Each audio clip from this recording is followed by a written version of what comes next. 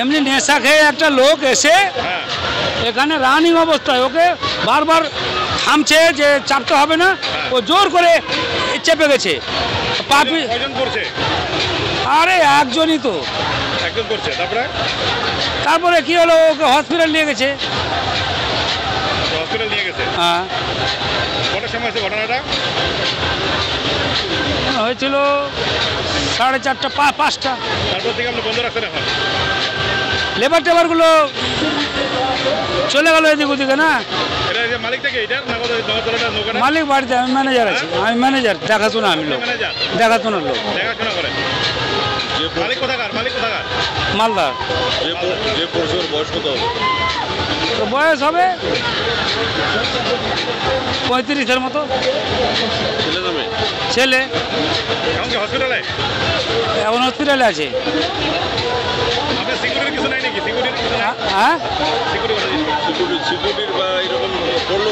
আমার security okay ধরছে, আমার সিকিউরিটি ধরছে, সিকিউরিটিকে ঝাটকা মারে, নেশা খেয়ে আছে তো।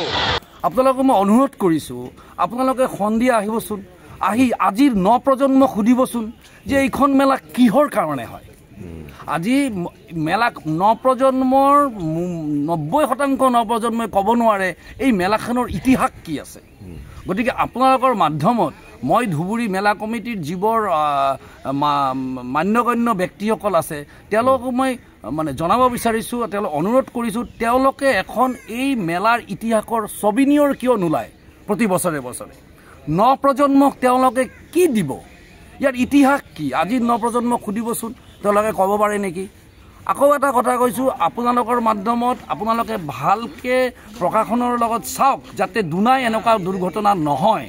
আৰু যিজন ব্যক্তি আছে সেই ব্যক্তিজন এতিয়া ক'ত আছে, তেওঁলোকৰ যে আপোনালোকৰ মাধ্যমত শুনিছোঁ এক্সিডেণ্ট হৈছে, ক'ত আছে, গুৰুতৰভাৱে আহত হৈছে নে কি হৈছে, আৰু এওঁলোকৰ কাগজ পত্ৰবোৰ চাব লাগে, কাগজ পত্ৰবোৰ চাব লাগে, এওঁলোকৰ ইঞ্চুৰেঞ্চ আছেনে নাই বা থাকিব লাগেনে নাই এজ পাৰ দ্য ৰুল।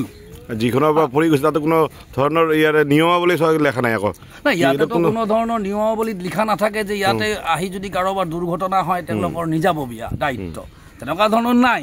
তাৰমানে কি, তাৰমানে নিশ্চয় এওঁলোকৰ যিজন এনেকুৱা দুৰ্ঘটনাগ্ৰস্ত মানুহটো কম হয়, যদি কাৰোবাৰ হয় তাৰমানে তেওঁলোকক চিকিৎসাৰ বাবে কোনে দিব, এওঁলোকে চিকিৎসা কৰাব নে মেলা কমিটিৰ পৰা চিকিৎসা কৰাব, নেকি তেখেতে নিজে আহিছে কাৰণে নিজে কৰিব। এইবিলাক বহুত ধৰণৰ বস্তু আমি নাজানো। তো আমাক সাধাৰণ ৰাইজক জনালে ভাল, কাৰণ এইখন মেলাৰ বহুত ইতিহাস আছে, ধুবুৰীৰ বহু মান্যগণ্য ব্যক্তি এইখন মেলাত জড়িত আছে আৰু বহু মানুহ নাই। আকৌ এবাৰ কৈছোঁ, সেই মানুহবোৰক আমি জনাব বিচাৰিছোঁ যে আপোনালোকে এখন ইয়াৰ ইতিহাস, এই ধুবুৰীৰ মেলাখনৰ ইতিহাসৰ কাৰণে এখন স্মৃতি গ্ৰন্থ ওলাওক প্ৰতি বছৰে বছৰে, এইটো অনুৰোধ জনাইছোঁ। নপ্ৰজন্মই জানিব পাৰিব, শিকিব পাৰিব যে মেলাখন কিহৰ কাৰণে হয় বা কেতিয়াৰ পৰা আৰম্ভ হৈছে।